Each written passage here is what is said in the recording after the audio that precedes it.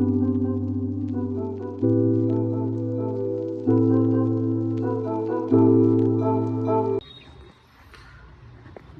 বন্ধুরা, আজকে আমরা একটা নতুন বিষয়ের উপর আলোচনা করবো। সেটা হচ্ছে গোলাপ গাছের মাইক্রোনিউট্রিয়েন্ট স্প্রে। মাইক্রোনিউট্রিয়েন্ট হচ্ছে দু রকমের খাবারের আমরা দিই। এটা হচ্ছে একটা হচ্ছে ম্যাক্রো, একটা হচ্ছে মাইক্রো।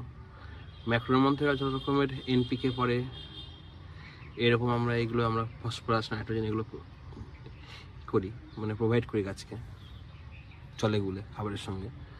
তাছাড়াও গাছের যে সমস্ত আরও কিছু জিনিস দরকার পড়ে, যেমন হচ্ছে আপনাদের iron, zinc, boron, copper, magnesium, এগুলো।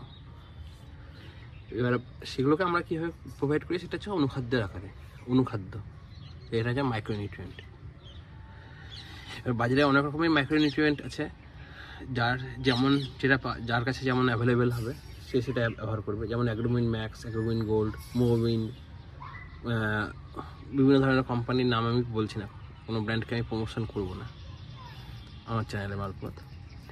আমি নিজে যেটা ইউজ করি সেটা হচ্ছে এক্সেলেন্স সিএসকে। এটা আমি প্রায় 1 বছরের উপর ইউজ করছি।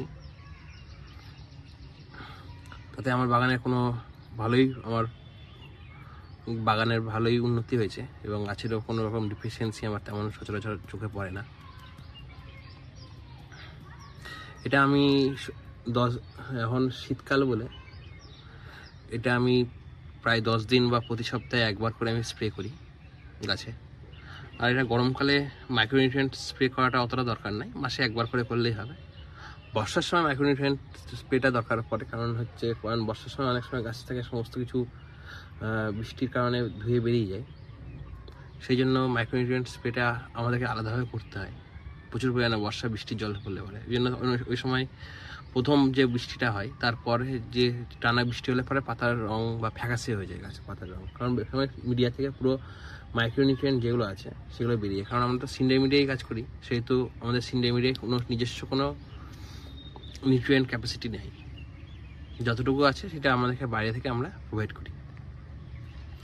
এবার আসা যাক পরিমাণে, সেটা হচ্ছে আপনাদের অ্যাগ্রোমিন গোল্ড হলে বা অন্য কিছু হলে, লিকুইড হলে পরে সেটা আপনারা লিটারে 1 ml করে নেবেন।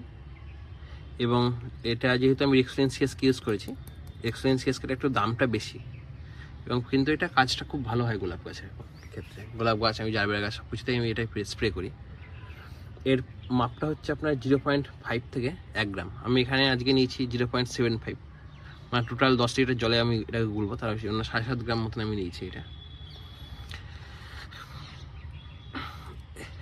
আর এটার সঙ্গে অনেকে স্প্রেডার ইউজ করে, আমি কোনো রকম স্প্রেডার ইউজ করি না। কোনো সাবান বা শ্যাম্পু বা কোনো কিছু, ওই ভিম জেল, এগুলো ইউজ করবেন না। আমি এটা, কারণ ওটার মধ্যে অনেক রকমের কেমিক্যাল থাকে, যেটা গাছের জন্য পক্ষে ভালো না।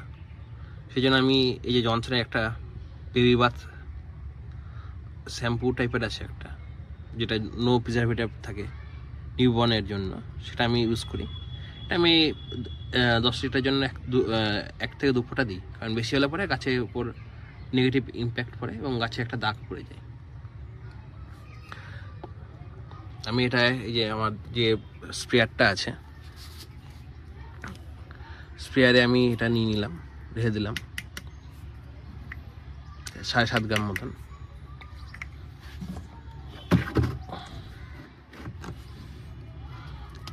এই আমি এটা 2 ফোঁটা দিলাম।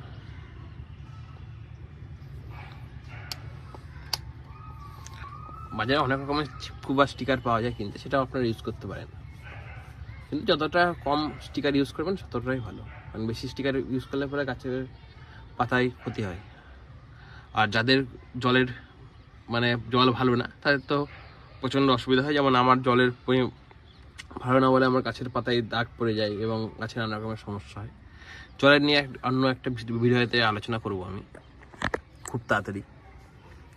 আমি আগে জলটা ভর্তি করে নিই, তারপরে কীভাবে স্প্রে করছি সেটা আমি দেখাচ্ছি আপনাদেরকে। আমি একটু ভিডিওটা পজ করেছিলাম। এই যে দেখতে পাচ্ছেন আপনারা, প্রায় 10 লিটার, এটা 15 লিটারে আমার জার, তার মধ্যে 10 লিটার আমি ভর্তি হয়ে গেছে। তো এটা আমি গাছে আস্তে আস্তে জলটা স্প্রে করবো। স্প্রেটা সবসময় চেষ্টা করবেন আর্লি মর্নিং বা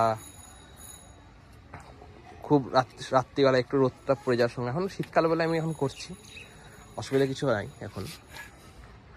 তাদের রোদের টেম্পারেচারটা যেন না থাকে। আর সবসময় দেখে নেবেন যেন পাতাগুলো যেন নেতিয়ে না থাকে।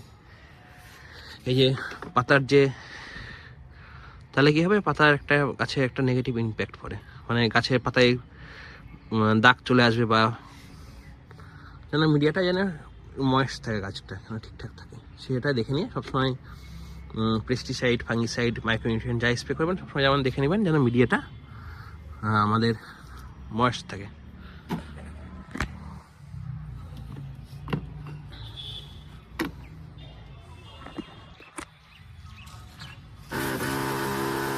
এই যে এইভাবে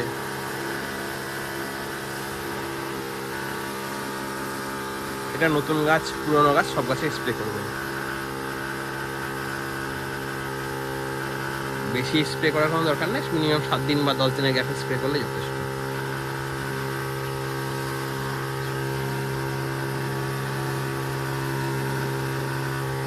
আর নতুন গাছ বলতে গেলে নতুন গাছের পাতা বেরাবে, মানে পাতা আসবে এইরকম, তারপরে নতুন মানে কিছুটা অল্প অল্প করে পাতা বেরাবে, তারপর আপনারা মাইক্রোনিউট্রিয়েন্ট স্প্রে করবেন নতুন গাছের ক্ষেত্রে। যদি ভিডিওটা ভালো লেগে থাকে লাইক, কমেন্ট এন্ড সাবস্ক্রাইব করবেন, পাশে থাকবেন, তাহলে আমিও উৎসাহ পাবো আরও নতুন নতুন কন্টেন্ট আনার জন্য। ভালো থাকবেন, আশা করছি অন্য একটা ভিডিওতে আপনাদের সঙ্গে আবার দেখা হবে। ধন্যবাদ।